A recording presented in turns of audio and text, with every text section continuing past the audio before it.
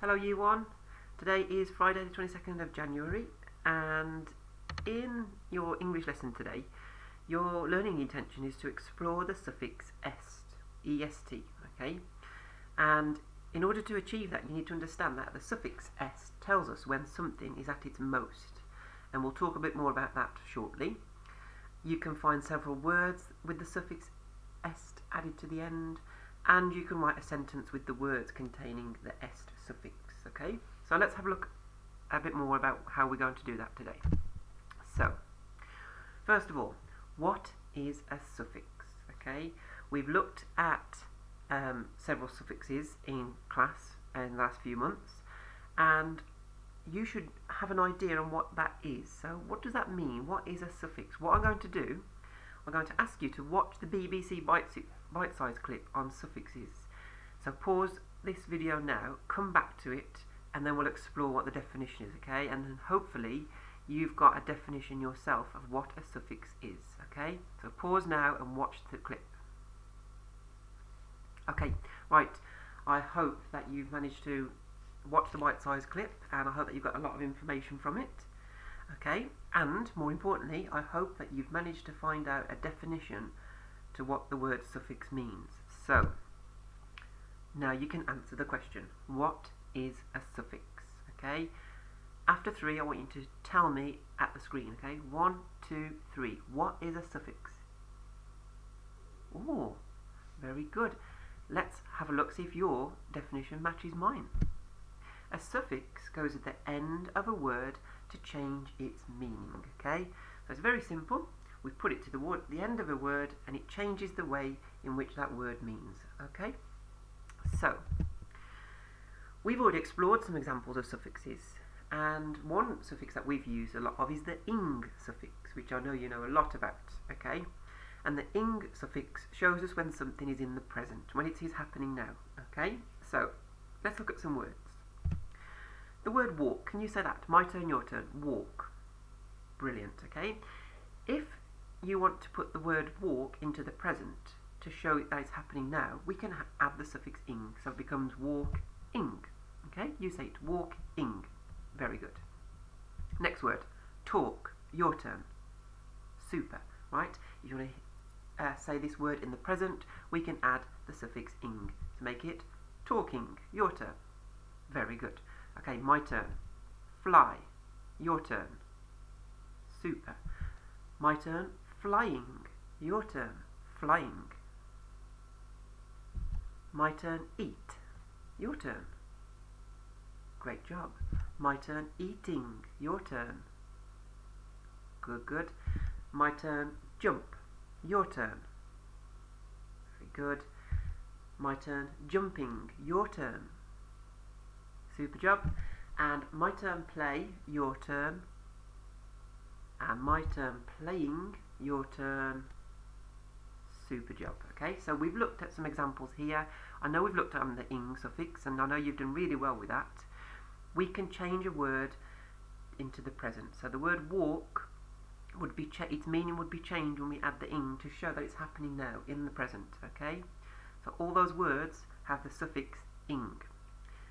Do you know another suffix that we've been looking at? Can you remember? Okay, let's have a look, see if you can. We've looked at the suffix ed too as well. Okay, and the ed suffix is the opposite to the ing suffix, and it shows us when something's happened in the past. Okay, so the ing is in the present, the ed is in the past. Let's have a look at some more words for this one. Again, we can still keep the word walk, but instead of putting walking to show it's in the present, we can say the word walked. Can you say that? Walked. Super job. Okay, we've added the ed suffix, and on this word, the walked, it makes a t sound on the ed. Okay, because sometimes the ed suffix has a different sound for a different word. Let's look at the next one. My turn. Talk. Your turn. Good job. Talked. Your turn. Again, has a t sound. Talked. My turn. Smile. Your turn. Very good. And smile can become smiled.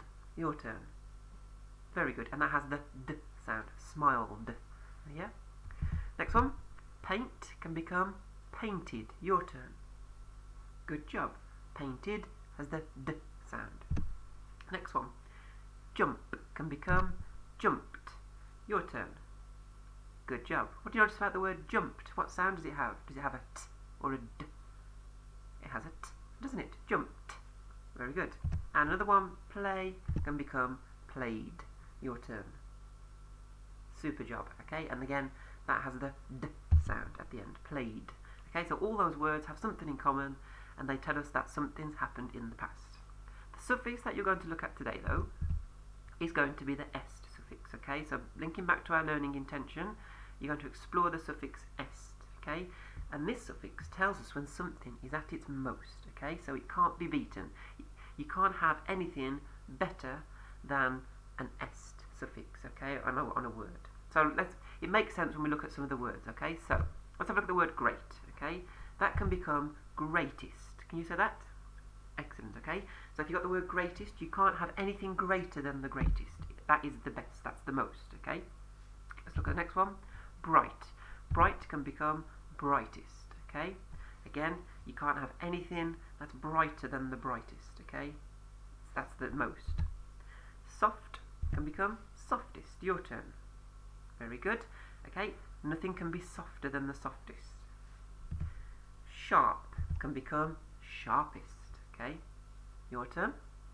Very good. Again, nothing can be sharper than the sharpest. The sharpest is the most. Okay, long can become the longest, and smart can become the smartest.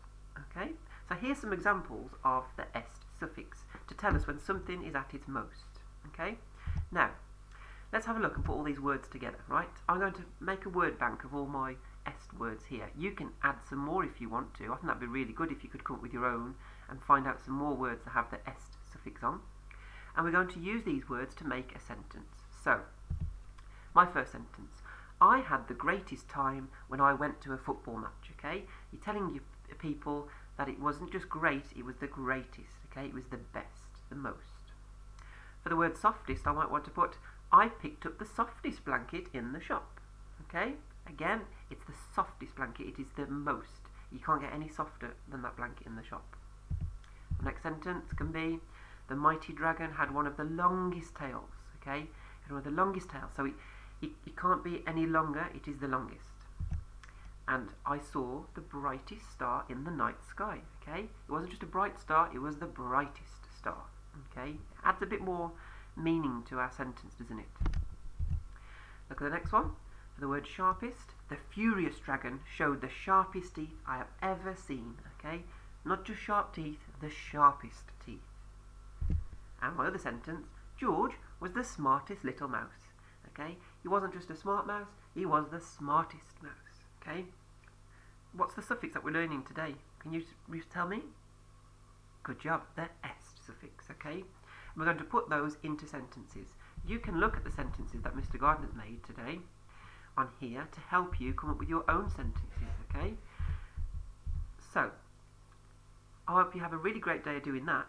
When you've finished your work with looking at the est suffixes from today, I want you to challenge yourself. Go to the Oak National Academy again, and I want you to challenge yourself on some more est work. Okay, looking at the suffix where you've got to use repetition for description. Okay, including the est suffix. It's a really good video, and it will be really good to challenge yourself to further your knowledge on the est suffix. Okay, have a great day, and I look forward to seeing your work. Bye bye, you one.